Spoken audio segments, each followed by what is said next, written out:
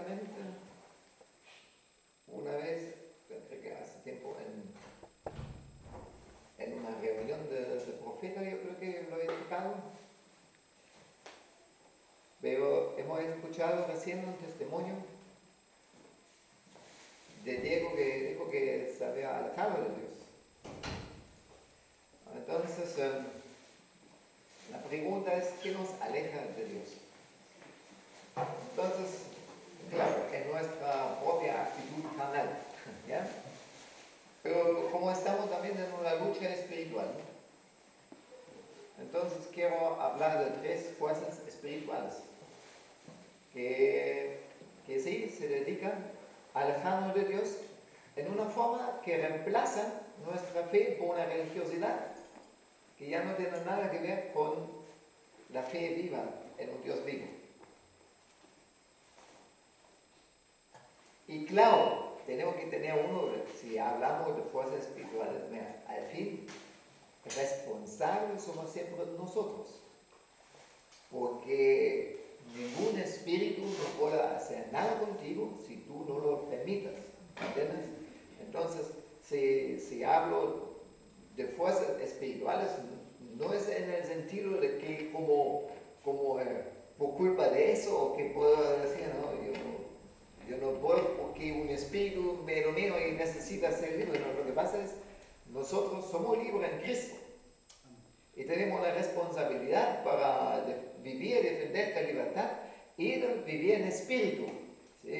Si vivimos en espíritu, en el espíritu de Dios, ningún espíritu nos pone algo, ¿me entienden? ¿Ya? Pero sin embargo, estamos también en una lucha, no solamente contra carne y sangre, sino también contra fuerzas espirituales que se aprovechan de nuestra carnalidad. ¿Ya? Y quiero presentar 3. Ya los nombro antes. Uno sería la reina del cielo, que en el fondo reemplaza a Dios el Padre.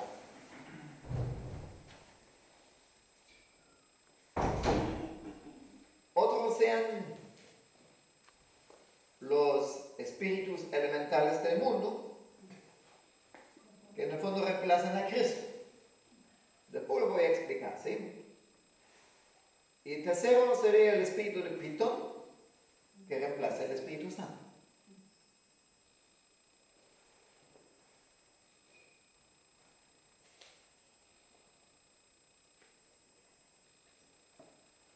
Pero al fin es una sopa.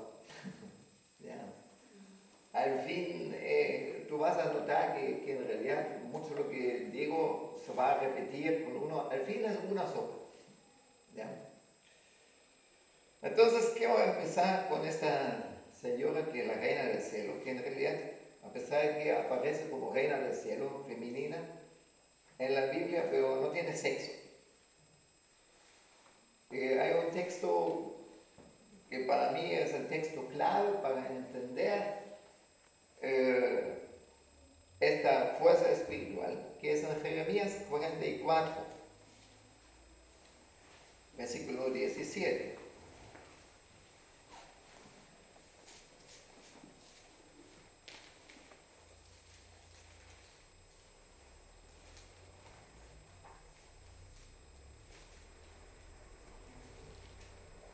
Ahí dicen algunas mujeres, pero en este texto son mujeres, pero eso no significa que el problema es de mujeres, ¿sí? Dice el profeta: ciertamente cumpliremos toda palabra que ha salido de nuestra boca, y quemaremos sacrificios a la reina del cielo, demándole libaciones, como hacíamos nosotros, nuestros padres, nuestros reyes y nuestros príncipes en las ciudades de Judá y en las calles de Jerusalén. Entonces teníamos bastante alimento, prosperábamos y no veíamos mal alguno. Pero desde que dejamos de quemar sacrificios a la reina del cielo y derramar libaciones, carecemos de todo.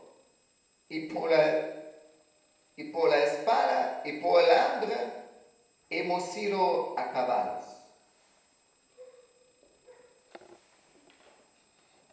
Entonces, mira, ahí había un ídolo, una deidad, en realidad se trata de Astarte. Y a Astarte le dieron el título Reina del Cielo. Entre comillas, tú sabes que María tiene el mismo título. ¿Sabe cuándo lo recibió? Cuando fue dogmatizado que María tiene el título Reina del Cielo. Recién en el año 1925. Recién. Ya, pero ella también tiene este título, pero entonces se mueve en el mundo y tú ves muchas personas muy religiosas que tienen grandes dificultades para acercarse realmente al Señor. Yo lo vemos con algunos católicos, es tan horrible salir de la iglesia católica, se sienten como tan infiel cuando lo hacen. Es tan horrible también dejar esta relación con María o con los santos así. Es difícil para muchos, pero ahí hay mucho más. A mí no me interesa ahora en este momento cómo se mueve la reina del cielo en el mundo. Eso hoy día no es el tema. El tema hoy es cómo ataca a los creyentes. ¿No? Hay otros deidades en el Antiguo Testamento que en el fondo la relación con ellos causa lo mismo. El pueblo de Israel no solamente hizo idolatría con Astarte, hizo idolatría también con Baal. Hizo idolatría también con Moloch, con muchos dioses. Pero lo interesante es, en el texto que leí, para mí lo más interesante no es qué relación tienen directamente con este ídolo. Lo más interesante para mí es qué concepción ellos tienen de Dios. Porque eso no eran ateos, tampoco eran paganos. Esto no era gente que dijo que Dios no existe. Si tú preguntas a esta misma gente, ¿usted cree que Dios, Yahvé o Jehová, como dice la Reina Valera, sacó al pueblo de Israel de Egipto? Dicen, sí, lo creo. Si tú les preguntas, ¿usted cree que este Dios hizo todo el mundo? Sí, lo creo.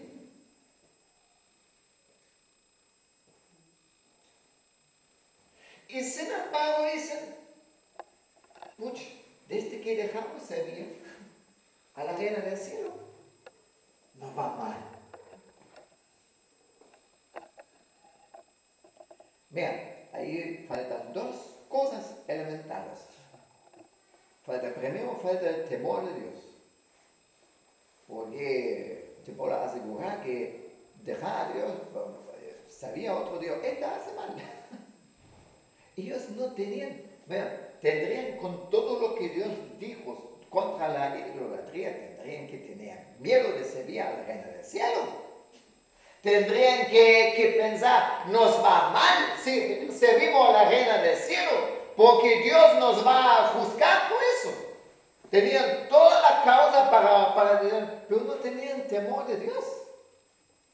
Pensaban que ya no pasa nada. Entonces servimos a Dios, vamos al templo, pero además nos preocupamos aquí de la idolatría. Segundo, me impresiona que no tenían confianza en Dios. Qué ridículo decir que nos va mal desde que dejamos servir a ella, como nuestro bienestar no depende de otras fuerzas, de otros poderes, de otras cosas, sino de Dios, ¿sí o no?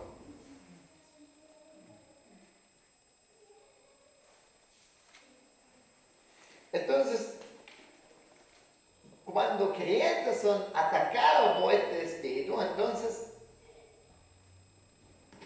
voy un poco más lejos hacia la cosa. ¿Así mejor? Entonces, lo horrible es que infunde una concepción diferente de Dios. Un Dios justamente que no hay que ni de temer, ni es digno de confianza. Claro, no lo van a decir nunca tan directamente.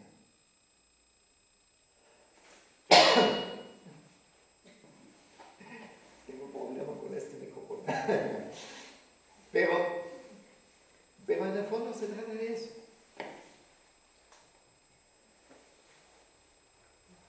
¿Cómo tú ves una persona que ni tiene temor de Dios? Ni tiene confianza en Dios. Puede sin embargo hablar de Dios. Puede sin embargo participar en las cosas. Pero el Dios que tiene en su mente ya no es el Dios vivo. No sé si me logran entender.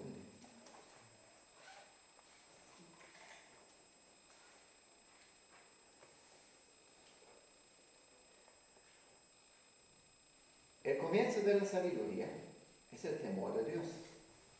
Mira, ayer en la noche, yo tenía problemas, mucho tiempo no quería dormir y ni dejó de dormir a su madre.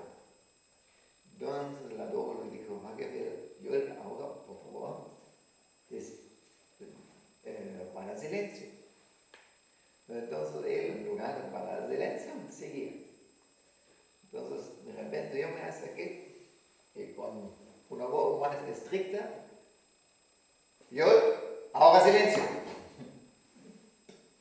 Callado. ¿Por qué? ¿Por qué callado? Porque sabía, si ahora sigue haciendo ruido, va a tener problemas. Entonces, el temor de Dios es muy simple.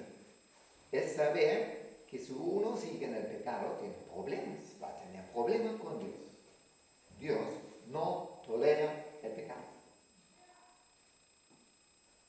Un Dios que tolera el pecado no es el Dios vivo que hizo cielos y tierra, no es el Dios de la Biblia, es un reemplazo de la reina del cielo. ¿Me doy a entender? ¿Sí?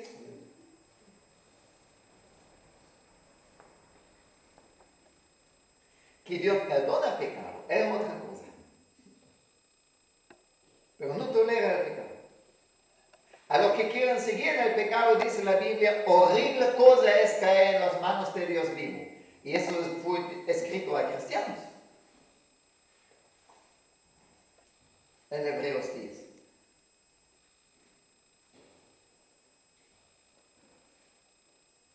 Pues el principio de la sabiduría es el temor de Dios.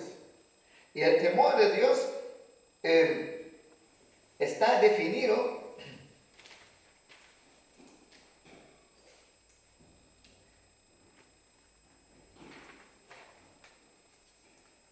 como rechazar lo malo. ¿Qué es rechazar lo malo? Conocemos los 10 mandamientos, ¿sí? Primer mandamiento, no tendrás otros dioses antes de mí. Entonces, lo malo es si confío en una cosa, tanto como en Dios, sea el dinero, si mi corazón cuelga en algo, más o tanto como cuelga en Dios. Entonces, eso es tener otro Dios. Eso es malo. Entonces, el temor de Dios es que rechazo eso. Entonces, igualo mi corazón para que nunca permito que en mi corazón una cosa ocupa el lugar que solamente Dios debe ocupar. Segundo mandamiento, no tendrás ídolos, no harás imagen. Entonces no me hago imagen, yo me guardo mi corazón, mi mente, para que no me hago tampoco una imagen de Dios, sino guardo a Dios como se revela en la Biblia, ¿me entiendes? Eso es el Dios vivo, el único Dios vivo. Entonces Él no se adapta a mis conceptos. Tercer mandamiento, que no tomas en vano el nombre del Señor tu Dios.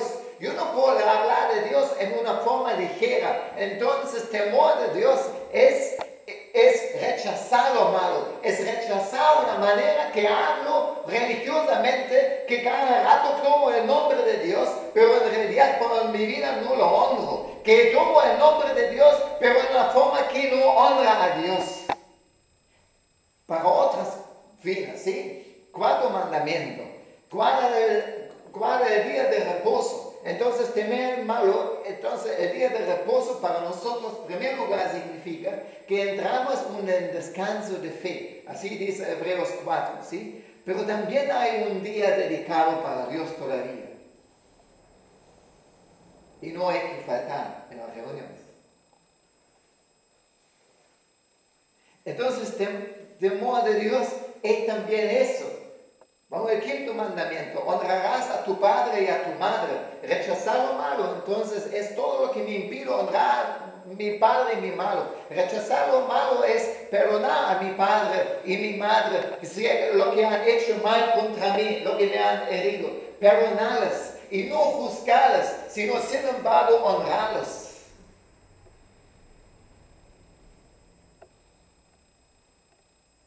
Después, no matarás, que incluye todo el daño que hago contra el prójimo. Entonces, si temo a Dios, no quiero hacer daño a mi prójimo, ni hablo mal de mi prójimo, ni lo traiciono, ni lo asesino, ni lo daño de otra manera, ni lo rechazo.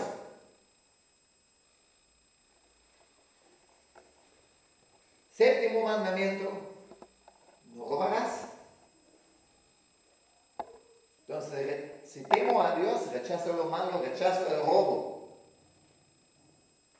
Entonces no permito programas de software ilegal en mi computador, por ejemplo. Y pago el IVA y pago los impuestos también, ¿sí? Y tampoco robo a Dios, no pagando mi diezmo. Amén. Y trato de ser responsable con todo lo que tengo. En lugar de robar, trato de ayudar con mis bienes. Octavo mandamiento: no adulterarás. Entonces, rechazar lo malo, temer a Dios y rechazar lo malo significa rechazar todo lo que daña a mi matrimonio o el matrimonio de otro.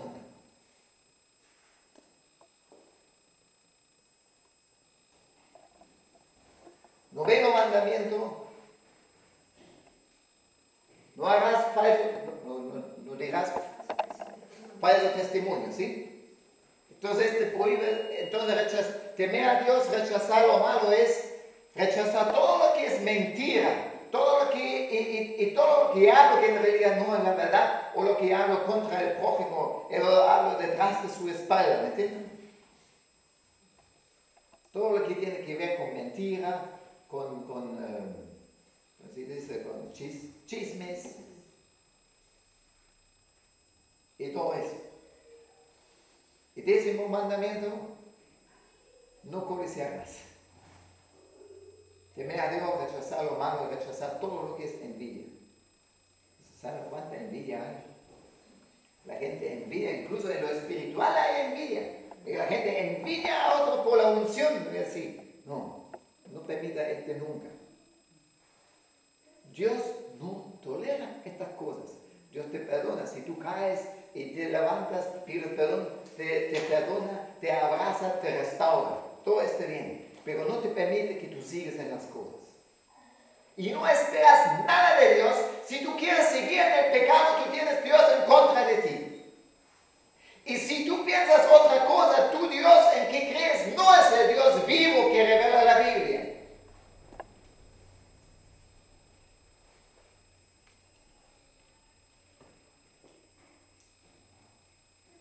Lo otro es confiar en Dios. Entonces este espíritu del cielo ataca justamente en este punto. que confiamos en cualquier cosa, buscamos vida en cualquier cosa, buscamos llenar el corazón con cualquier cosa, solucionamos el problema con cualquier cosa, pero no confiamos en el Dios vivo.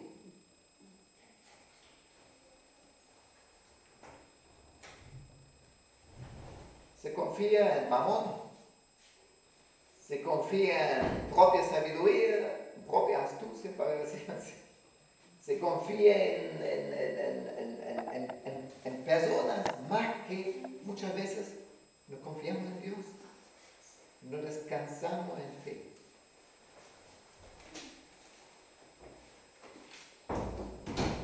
Mira, Dios es amor.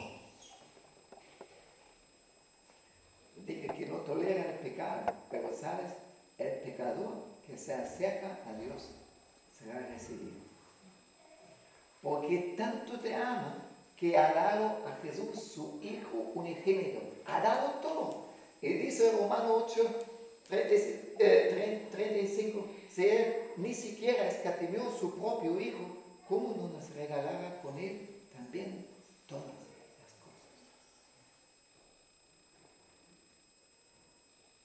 Y nada te puede separar de su amor, ¿sabes?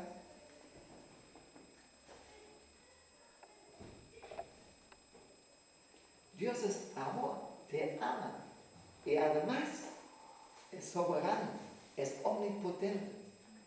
Y Jesús dice en Mateo 10 que ni un pajarito cae al suelo sin la voluntad del Padre. Ningún pelo cae en tu cabeza sin la voluntad de mi Padre, que es consuelo para mí, ¿no? Cayó todo por la voluntad del Padre, ¿sí? Pero lo que quiere decir Jesús con eso es que nuestra vida está en manos de un Dios que es soberano, un Dios que es perfecto, un Dios que nunca comete ningún error y además te ama. Amén. Y a los que aman a Dios, dice Romanos 8:28, todas las cosas cooperan para bien. Si solamente podríamos descansar en esa confianza, ¿ya?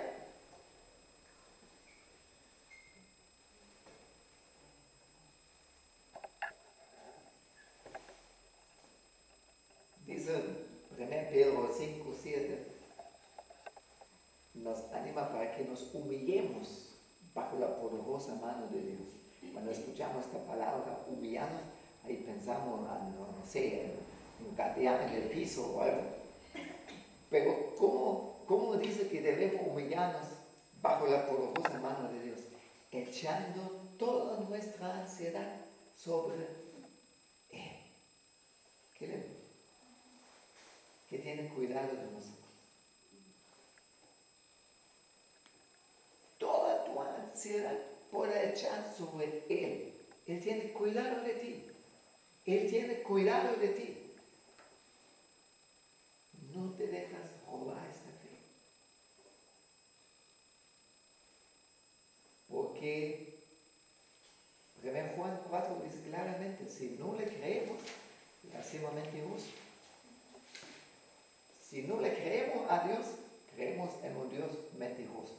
Si no creemos que Dios cumple todas sus promesas, creemos en el fondo que Él es mentiroso. ¿Lo entiendes? ¿Sí?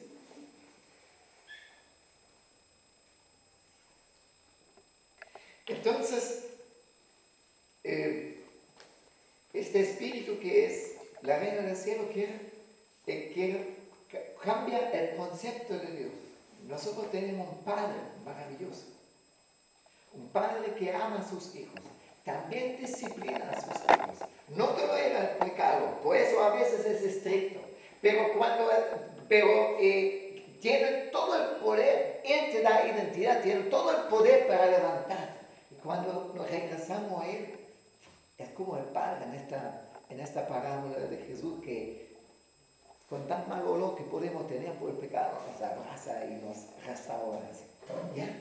Un Padre que también tiene, que también sabe consolar como una madre consuela. Un padre que se preocupa de todo el detalle de tu vida.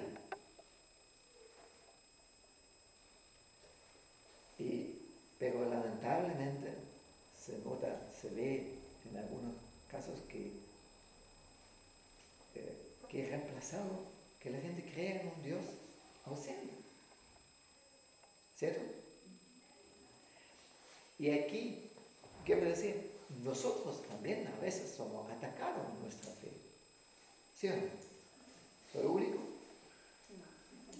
Entonces, en algunos tiempos no tenemos esta misma confianza.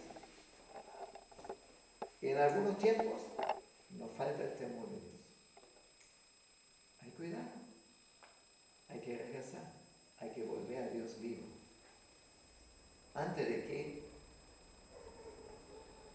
la reina del cielo te lo reemplace completamente. Y terminas con los religiosos creyendo en una ilusión completamente irreal. ¿Sí? Segundo, los elementos del mundo.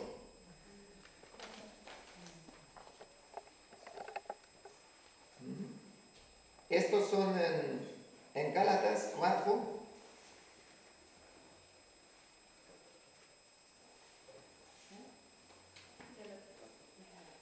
Gálatas 4, 8 al 11. Dice, pero en aquel tiempo, antes de conocer a Cristo, sí, cuando no conocíais a Dios, erais siervos de aquellos que por naturaleza no son dioses. Pero ahora que conocéis a Dios, o más bien que sois conocidos por Dios, ¿cómo es que os volvéis otra vez a las cosas débiles, inútiles y elementales, a las cuales deseáis volver a estar esclavizados de nuevo? Mira, las cosas débiles, inútiles, elementales, entonces, traducido literalmente serían los elementos débiles y inútiles. ¿Bien? Los elementos en griego, stoichia, ahora se sabe, ahora hay la evidencia por muchos textos que se sabe que fueron personificados en tiempos de Pablo. Se trata de espíritus. Entonces, un problema muy parecido tenemos en la carta a los Colosenses. En Colosenses 2,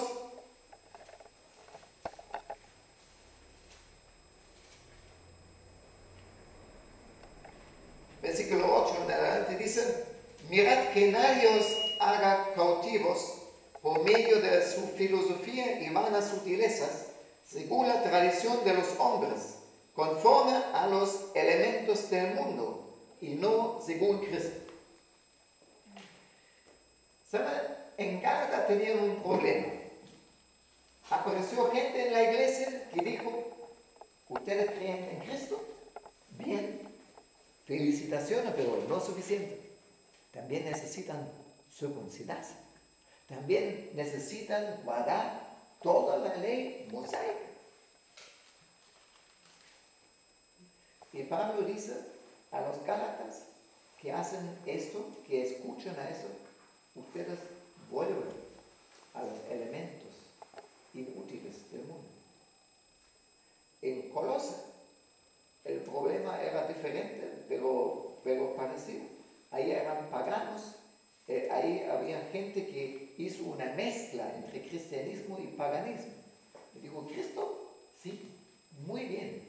Hay que creer en Cristo, pero también hay que preocuparse de estar bien con los poderes espirituales y con las energías positivas, muy parecido al esoterismo hoy, ¿sí? Y con ángeles y ya. Y a ellos también, dice Pablo, mira, esos son doctrinas que nacen de los elementos del mundo, de los espíritus elementales del mundo. Los elementos fueron, digamos, se vio a eso como lo que manejan el destino, lo que manejan toda la realidad. lo que es la mentira aquí es, Cristo no es suficiente. Entonces, o necesitamos, y esto nos lleva o al legalismo o al esoterismo, a mezclar nuestra fe con otras cosas. Cristo no es suficiente. Sí creo en Cristo, pero mira, cuánta inquietud hay muchas veces, porque mucha gente sufre porque no sabe lo que tiene en Cristo. No sabe lo que tiene en Cristo. Mira que dice Colosenses 2, versículo 9. Bien, porque toda la plenitud de la deidad reside corporalmente en Él y habéis sido hechos completos en Él, que es la cabeza sobre todo poder y autoridad. Bien. En Él también fuisteis circuncidados con una circuncisión no hecha por manos, al quitar el cuerpo de la carne mediante la circuncisión de Cristo, habiendo sido sepultados con Él en el bautismo, en el cual también habéis resucitado con Él, por la fe en la acción del poder de Dios, que lo resucitó de entre los muertos. Y cuando estabais muertos en vuestros delitos, y en la incircuncisión de vuestra carne, os dio vida juntamente con Él, habiéndonos perdonado todos los delitos, habiendo cancelado el documento de deuda que consistía en decretos contra nosotros y que nos era adverso, y lo ha quitado de en medio, clavándolo en la cruz, y habiendo despojado a los poderes y autoridades, hizo de ellos un espectáculo público, triunfando sobre ellos por medio de Él. Todo eso es en Cristo. Entonces en Cristo somos hechos completos. Si somos hechos completos, te pregunto, ¿qué te falta? ¿Por qué andamos siempre con la sensación que nos falta? En Efesios 1:3 lo dice Pablo así, que en Él somos bendecidos con toda bendición espiritual en los lugares celestiales. Y una más falta. En Cristo tenemos la vida en abundancia. En Cristo tenemos vida eterna. En Cristo nuestro cuerpo fuimos circuncidados, nuestro cuerpo de pecado deshecho. Es decir, en Cristo el pecado perdió su poder sobre nosotros. Ya no somos esclavos del pecado. No necesitamos cada rato una nueva administración por sanidad interior. En Cristo nuestro hombre viejo ya fue crucificado, ya está en la cruz, ¿me entienden? En Cristo el diablo ya no tiene ningún derecho sobre nosotros. No necesitamos más siempre ver qué hubo más en generación anterior y qué herencia de maldición más y más. No. Cuando fuiste bautizado, la persona que tú fuiste, sobre el cual el diablo tenía derecho, dejó de existir. Chao. Despedido del mundo. El pecado no tiene poder sobre ti. Pero los stoichaya, estos espíritus elementales, en griego se llaman stoichaya,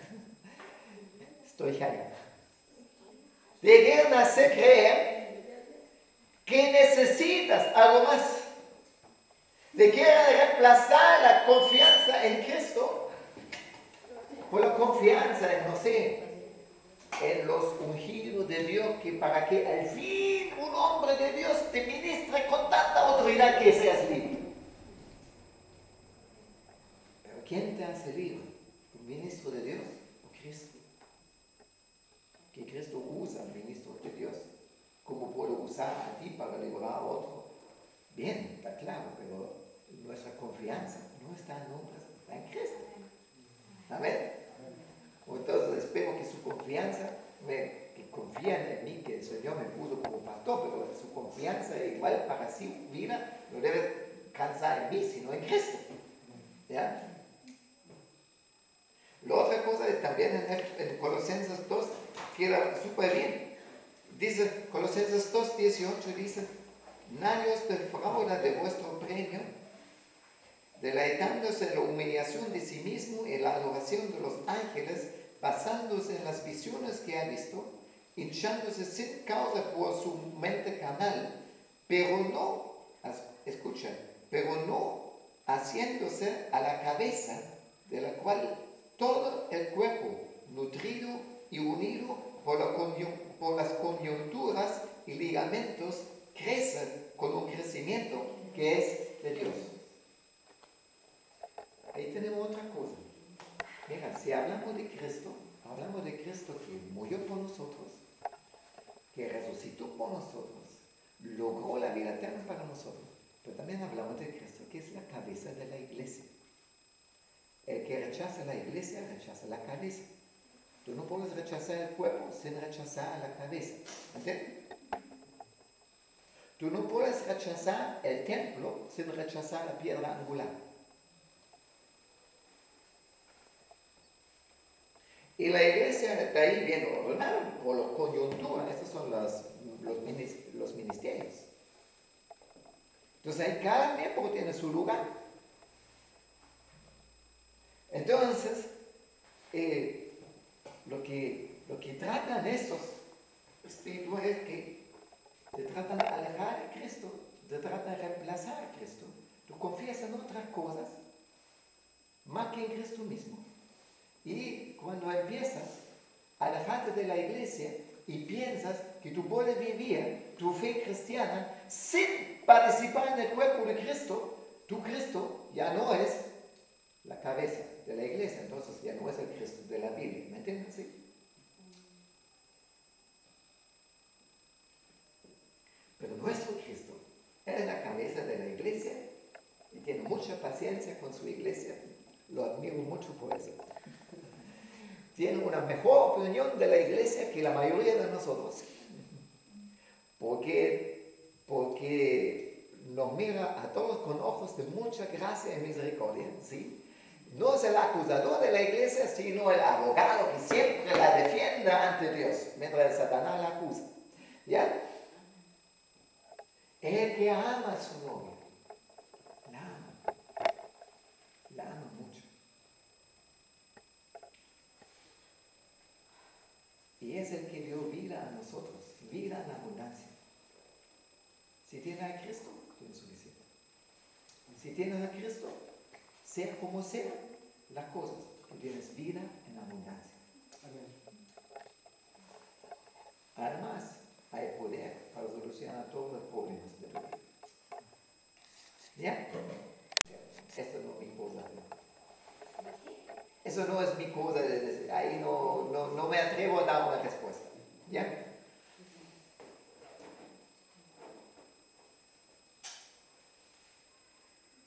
¿Quieren escuchar? ¿Tienen paciencia para el tercer espíritu? ¿Ya? ¿Pitón? ¿Alguien sabe dónde aparece Pitón en la Biblia?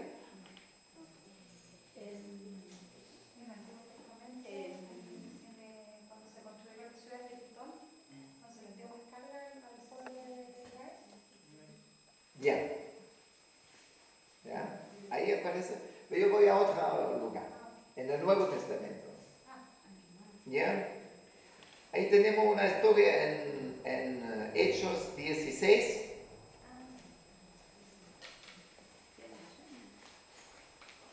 Desde versículo 16 en adelante no lo voy a leer, les voy a contar la historia. Mira, Pablo y Silas están evangelizando, están proclamando el evangelio allá en Filipi. Y de repente una muchacha con un espíritu de adivinación, que en realidad en griego se llama espíritu de Pitón.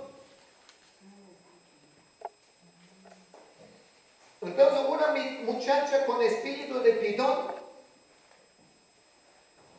empieza a gritar: oigan bien a estos hombres porque ellos son siervos del Dios Altísimo. Oigan bien a estos hombres porque ellos son siervos del Dios Altísimo. Entonces, para mí esta historia es súper interesante, porque analizando la situación, esta así que ella no altió, empezó a gritar. Entonces ella, lo más probable es que ella había escuchado ya lo que dicen Pablo y Silas. Y si ahora lo pienso, en primer lugar, pienso solamente en esta muchacha, seguro que en su mente, al menos algunas cosas, lo que escuchó, le impresionó. A lo mejor esta muchacha no tenía ninguna conciencia de hacer algo malo. Y cuando gritaba, oigan bien, realmente como animaba a la gente a escuchar bien a Pablo y Silas. Sin embargo, esto pasa durante unos días y Pablo necesitaba algunos días que siempre pasaba eso, que hasta que al fin ya no tenía que pasar, seguro porque sintió el impulso del Espíritu, entonces volvió y dijo a Pitón, a su espíritu, que en el nombre de Jesús, que salga esta muchacha. Y salió. Que tenía consecuencias eso, porque con ella, como era una adivinadora, con ella sus amos ganaban mucha plata. Entonces ahora pensaba que ya no van a ganar plata y este Pablo ha dañado su propiedad. Entonces por eso Pablo y Silas fueron encarcelados. Entonces, pero esta muchacha había escuchado. Y lo que dijo, hay algo falso en eso. Formalmente era completamente la verdad. Pero vino de una fuente falsa. Ella, en este momento, cuando lo dijo a lo mejor porque sí, algo le había tocado eso y dijo a la gente que oigan bien, ¿no es así? Pero en realidad estaba dominado por otro espíritu. No había una vida espiritual en él. No era que había creído al mensaje de ellos, así que realmente ahora era nacido de nuevo. No había ninguna vida espiritual en ella. Entonces la fuente con la cual habló era otra. ¿Por qué se llama este espíritu Pitón? Porque en el oráculo de Delfi tenían el espíritu que inspiraba a las pitonisas, se llama Pitón. Pitón es una serpiente. ¿Ya? La palabra Pitón es griego y en primer lugar refiere a una serpiente que tiene una manera bien especial para matar su presa. ¿Sí? Ustedes todos saben cómo un pitón mata. ¿Sí? Muy asfixia, como lo hace igual como una anaconda. ¿Ya? Entonces se envuelve. ¿Ya? Ahí tenemos, se envuelve y de repente asfixia.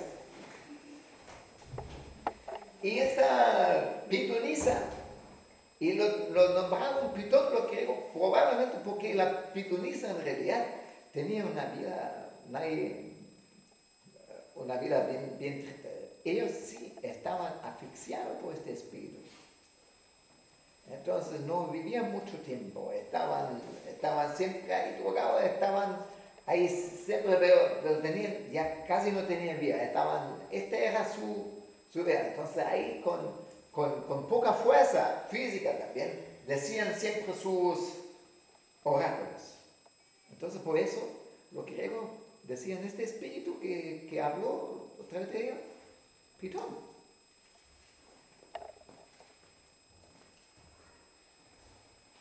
Lo que Pitón hace es que se preocupa de asfixiar tu vida espiritual hasta un grado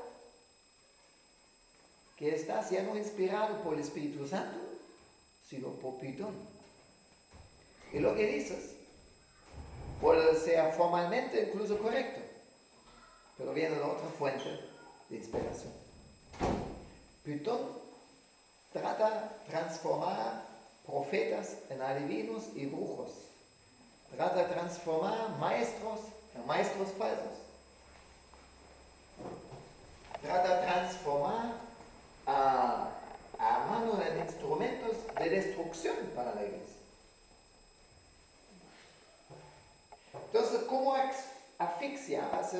hace unos años, como una vez, el Señor me habló de Pitón y de la manera como asfixia. Entonces, imagínate que la serpiente se pone. Entonces, la primera vuelta sería ingratitud.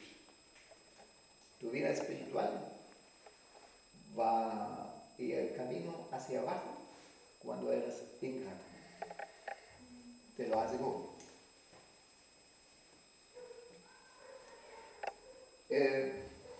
Tenemos tanta causa para agradecer a Dios, ¿sí?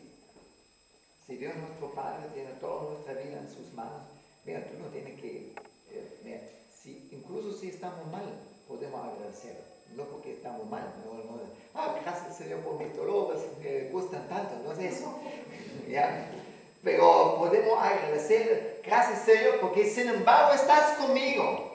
Y no cometo un error, pero sin embargo, por favor, libérame de los dolores, ¿me entiendes? ¿Ya? Pero en cada situación, a pesar de cualquier circunstancia, podemos agradecer a Dios.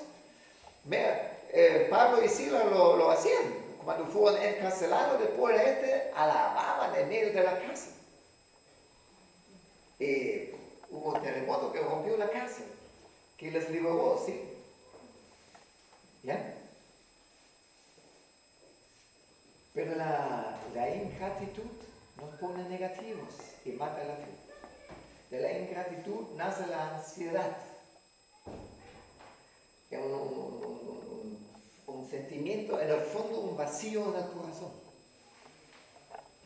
Que después hay que llenar de una u otra manera, ¿sí?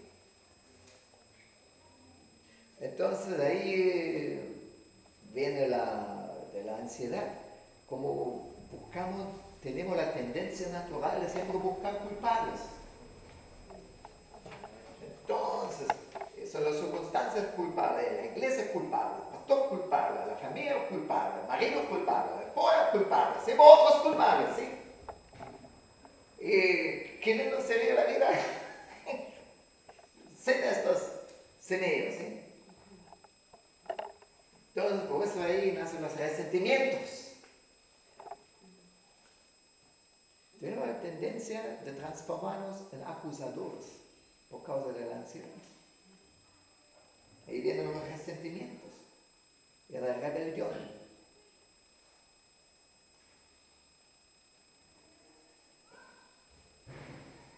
Y la confusión.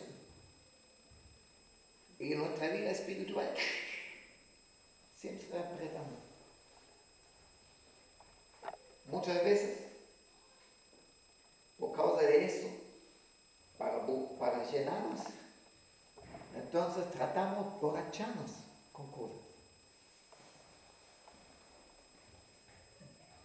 Entonces en la borrachera, cualquier tipo de vicio sexual, alguna gente no puede dejar ni una hora, puede dejar el chat.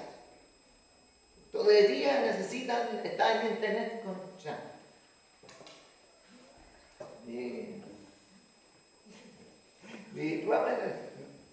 Yo estoy hablando cuando se hace esto en exceso, ¿sí?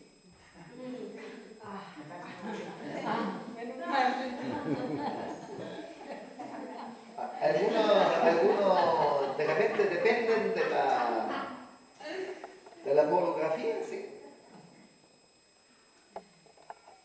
Se necesita, algunos no pueden dejar. Entonces, si no hay vida, si ya no sentimos la vida en abundancia porque está asfixiada, entonces buscamos la vida en otras fuentes, ¿me entienden?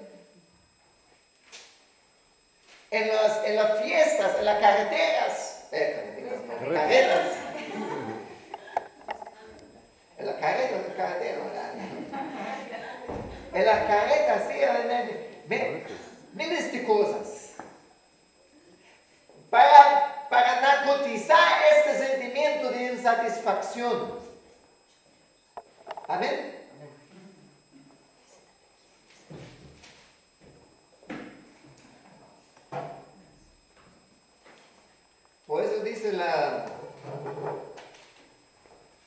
dice la Escritura en Efesios 5.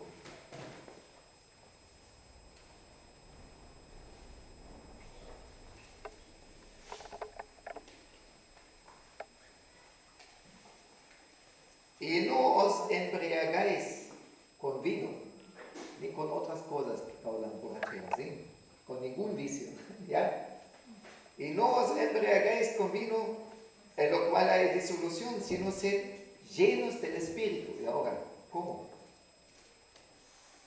Hablando entre vosotros con salmos, himnos y cantos espirituales, cantando y alabando con vuestro corazón al Señor, dando siempre gracias por todo en el nombre de nuestro Señor Jesucristo, a Dios el Padre. Entonces, ¿cómo nos llenamos con el Espíritu? Hablando fe, hablando alabanza, alabándonos, y siempre con una actitud de gratitud. Mira, mantén como un tesoro, guarda una actitud de agradecimiento ante Dios. Y alábalo, adóralo, habla fe con los hermanos. Y sométete.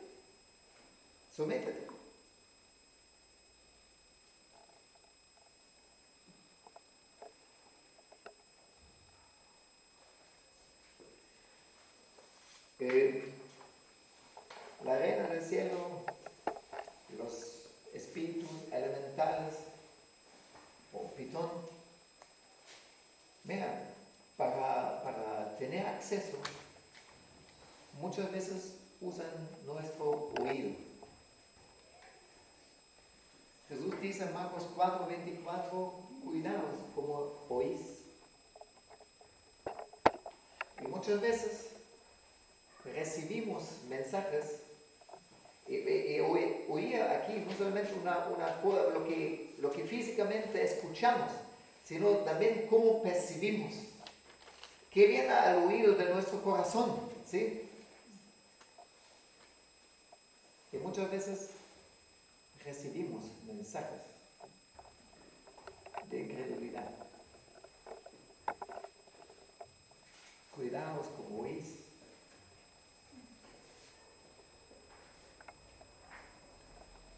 Otra cosa que la Biblia nos advierte, que también es una fuente que a veces nos abre cuando estamos bien en nuestra fe, y de repente abre una puerta para que nos ataquen esos espíritus y nos debilitan en la fe.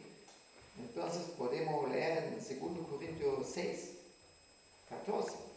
No estáis unidos en yugo desigual con los incrédulos.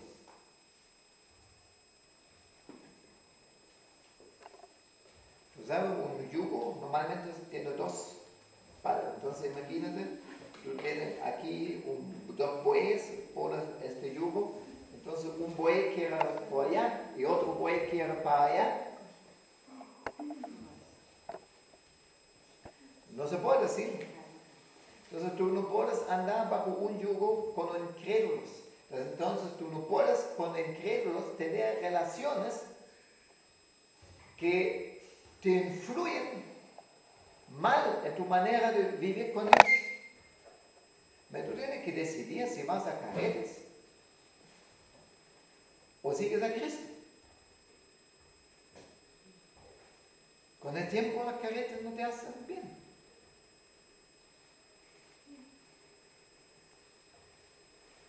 Tú tienes que elegir cuáles personas sean personas que tú te dejas que te influyen. Que estas sean personas de fe. Amén. Mira, en resumen, quiero decir, tenemos un Dios maravilloso. Un Padre que es absolutamente santo. Santo. Rechaza el mal completamente. Y no va a tolerar tu pecado. Pero te va a perdonar. Te perdona siempre cuando te levantas y vuelves a Él. y a la vez un Padre tan tierno, un Padre con tanto amor, un Padre que te da realmente identidad, que te infunde aliento, un Padre que sabe perdonar, que sabe exactamente quién eres, que sabe lo que necesitas, que te educa, que te disciplina también, que te forma también, que te transforma también. Pero todas las cosas que pasan en tu vida, este Padre hace que te sirvan para bien. Un Padre que tú puedes confiar completamente. Nunca comete un error contigo. Todo lo que permite en tu vida, lo permite por amor. Y todo lo que hay de dolor es pasajero, porque al fin no quiere que sufres. Al fin te va a liberar de todo dolor. Amén. Amén. En este Padre podemos confiar. Por favor, cuídalo para que lo tema a Dios y confías en Él. Segundo, tenemos a Cristo, nuestro abogado ante el Padre, ¿sí? Que murió por nuestros pecados, que nos limpió con su sangre. Cuando Él murió en la cruz, no solamente murió para que nuestros pecados sean perdonados. Él quitó al pecado el poder sobre ti. Él quitó al diablo completamente el poder sobre ti. En Él tienes vida en abundancia. Vida eterna que empieza ya. Una relación viva con Dios.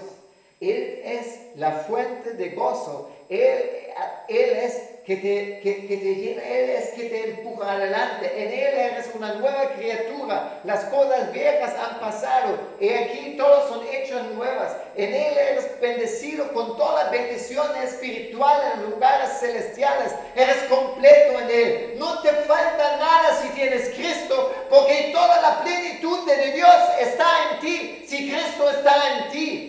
Amén. Bien.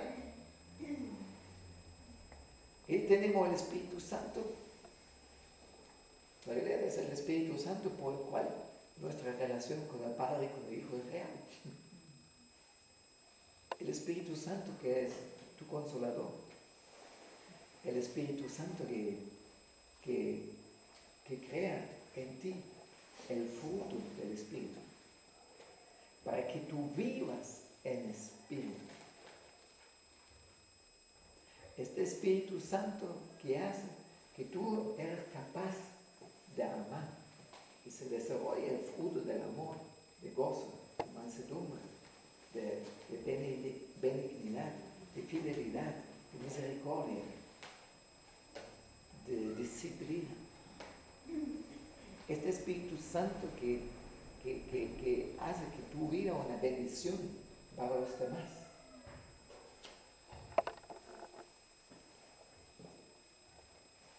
Por Él tienes vida. Así que guarda, no permitas que Dios sea reemplazado por algún ídolo en ti. No permitas que tu vida real en espíritu sea reemplazada por una vida religiosa que al fin es inspirada por otros espíritus. Amén. Amén. Entonces, ¿qué pasa si notamos que fuimos atacados ya? Fácil. Volvemos a Dios. ¿Saben? En Cristo también tenemos la autoridad de pisotear, de serpientes, de escorpiones. Cristo en ti es mucho más poderoso que la arena del cielo o los espíritus elementales o Plutón. Esos son solamente espíritus de las tinieblas que ya fueron vencidos hace 2000 años en la cruz, que no tienen ni arte ni parte contigo si tú vuelves completamente a Dios. Pero si tú notas que ya te han influenciado en una u otra manera, entonces después vamos a orar y podemos orar para que el Señor nos limpie completamente de ellos. Hay que arrepentirse de las actitudes que permitían que están, ¿sí? Y echarlo fuera.